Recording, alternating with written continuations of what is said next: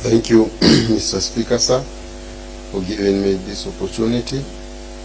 I stand to move a motion on adoption and approval of the report of the Committee on Health and Sanitation Services on the visits to various health facilities in the county.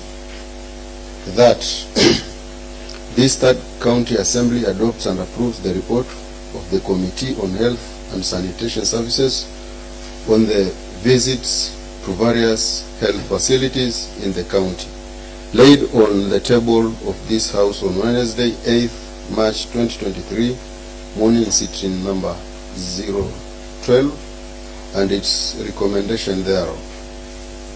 Mr. Speaker, sir, upon visiting our facilities and hospitals, the committees came up with a recommendation and observation as follows. I'll start with the committee observation and recommendations. Committee observations. The Committee on Health and Sanitation Services includes as follows. Number one was issue of drug store. The County Department of Health Services implemented the resolution made on 8th October 2020 by the Second County Assembly to revert back to the last mile delivery method whereby drugs were delivered directly to the facility by KEMSA. The drug store currently serves as a buffer store, and part of it has been converted to offices for CHMT.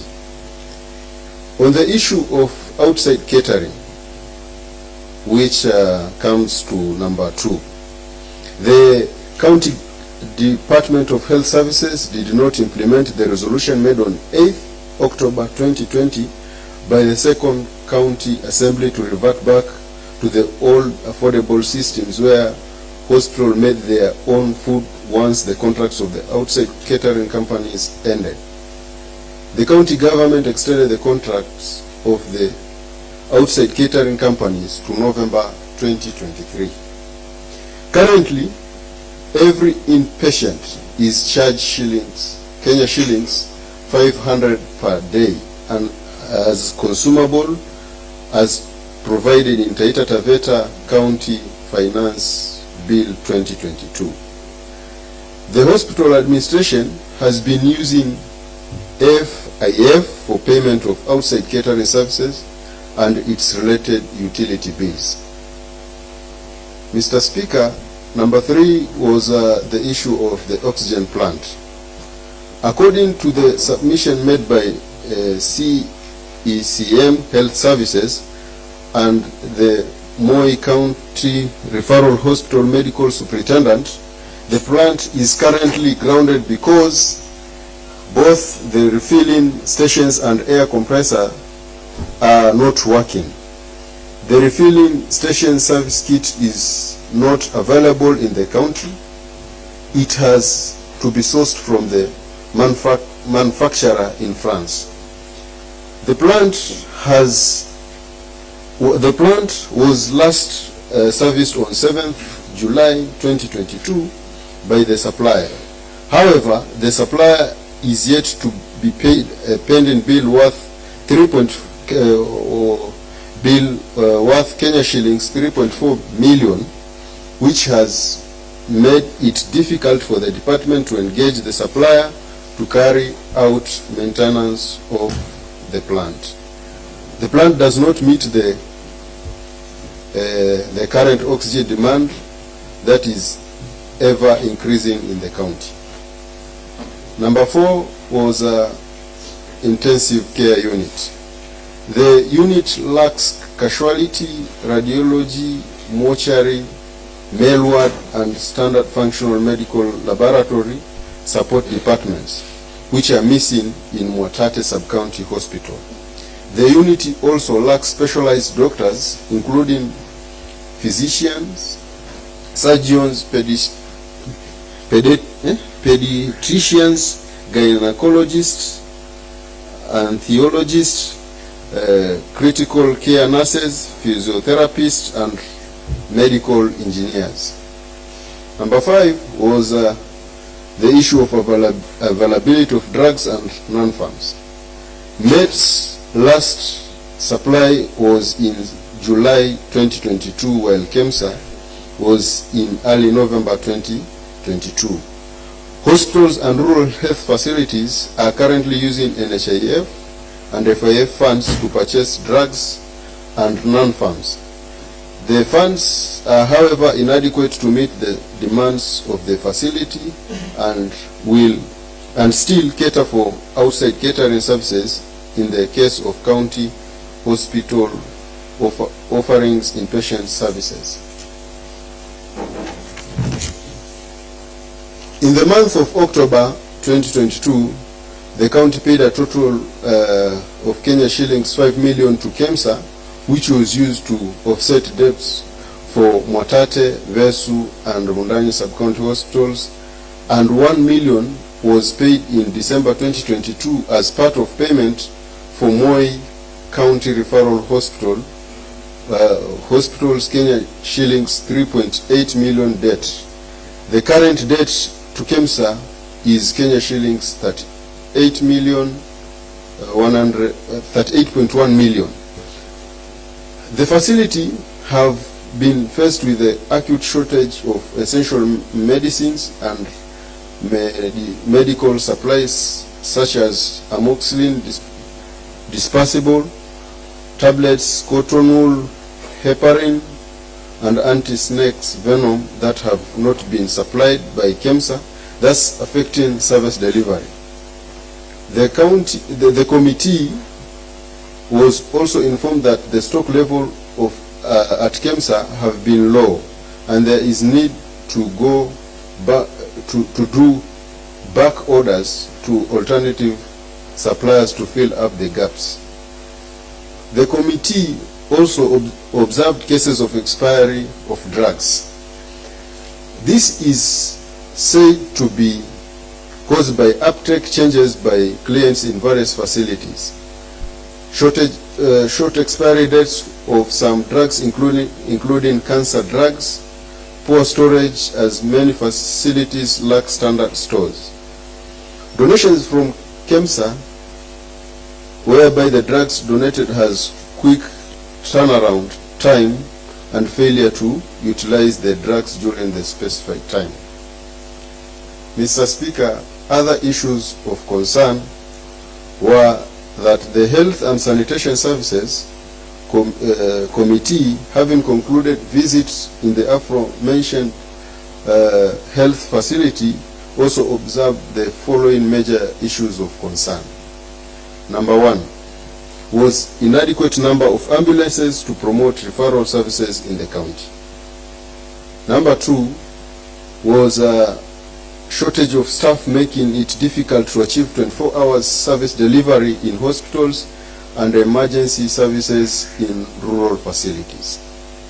Number 3, a number of facilities are facing infrastructure challenges.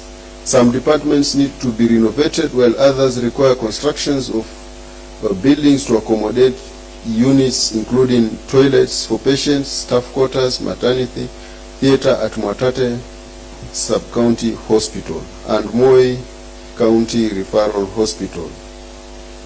CCC department in Maungu model HC and standard laboratory department at Mwatate Sub-County Hospital to serve the ICU department. Number 4 was the Tausa Health Center building has been condemned, yet is still in use, putting a risk to health personnel, clients, and poses a danger of destructions of medical equipment.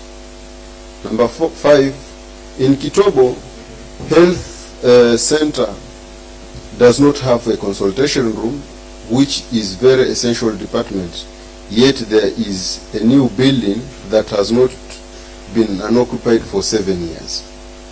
Number 6, in Kachero Dispensary is facing human-wildlife conflict due to lack of fence, hence posing a security risk to the health personnel and clients.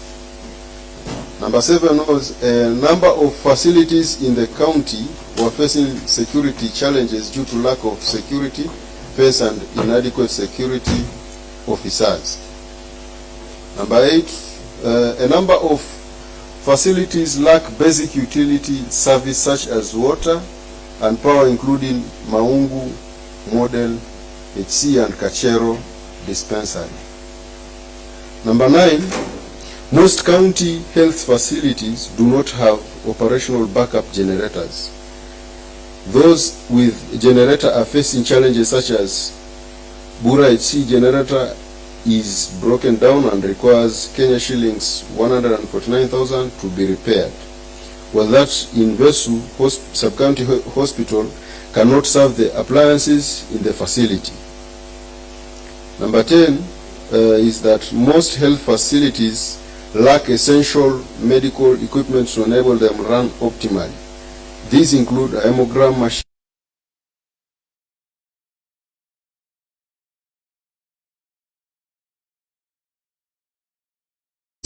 and entering into an agreement to be able to place back orders on credit and cover gaps left after KEMSA supplies. Number 4, the County Assembly applauds the county government for reverting back to the last mile delivery method, whereby drugs and non-farms are delivered directly to the facility. This, however, recommended that strict supervision mechanism to be put in place to ensure that orders are placed on need basis to reduce cases of expiry drugs. Number 5, that the county government should provide the 5 support departments, which are the casualty, radiology, mortuary, mail ward, and a standard functional medical laboratory, and engage the relevant medical consultants that in physicians, that is physician, surgeons, pediatricians, gynecologists, opticians, anesthesiologists, physiotherapists, and additional critical care nurses and medical engineers to fully operationalize Mwatate Sub-County Hospital Intensive Care Unit. Number 6, further, the county government should relocate and install the 2 ICU machines that are lying idle in Mwatate Sub-County Hospital to Moi County Referral Hospital, and subsequently fully operationalize an ICU in Moi County Referral Hospital. Number 7, that the Health and Sanitation Services Committee conducts a visit to ascertain the status of oxygen generating plant and the status of installation and maintenance pending bills within 30 days before any other action is taken on the plant. That, number 8, that the county government and the county assembly hold a consultative meeting within 7 days to come up with a way forward on status and operation of condemned Tausa Health Center billing to mitigate the looming crisis. Number 9, the county health service department comes up with a framework for regular maintenance of medical equipment to ensure that all essential medical equipments are operating for quality service delivery, and same be submitted to the county assembly within 60 days. Number 10, the county health services department should embrace health information system so as to improve health service effectiveness and efficiency through better management at all the health sectors level in the county. Number 11, the county government should within 30 days come up with a framework of handling the following issues observed during the field visit. Number 1 was a shortage of staff to solve issues of insecurity, inadequate 24 hours and emergency service delivery in all health facilities. Number 2 was infrastructure to solve issues of insecurity, human-wildlife conflict, and lack of essential departments in most health facilities. Number 3 was to provision and maintenance on medical equipment to ensure optimum service delivery. Mr. Speaker, sir, I think we honorable members seated here, we are here because we are in good health. And I really thank Health Committee and the whole House for actually giving a chance to our CCO to discharge her mandate. Because as we speak, I think there are some of the issues which she tackled during her interview right here. And one of which she said that she will make sure that the outside catering is reverted back to the health to the hospital. In that, I think, Mr. Speaker, we are heading in the right direction. Another thing was issue of drugs, where now we have actually they have resolved that medicines or other drugs should be supplied by KEMSA, which is the best option to take. Mr. Speaker, in health department we are having a lot of challenges, and one of which, for we to access good services, we need to have proper infrastructure. When I look at Moi County Referral Hospital, where I used to work, honorable members, the Moi County Referrals does not even qualify to be a referral because of lack of good infrastructure. So I'll highly urge my honorable members to support me in making sure that in the 5-year term we make sure that we stand to be recorded that the Third County Assembly had built a new modern county referral hospital complex. Why am I saying so? Mr. Speaker, as we speak, we have got so many doctors who have who have furthered their studies, and I think in 2024 most of them, they will be back. And when they are back, those consultants will be lacking offices to reside on. Now, in so doing, will actually be crippling down, or rather will making services delivery in the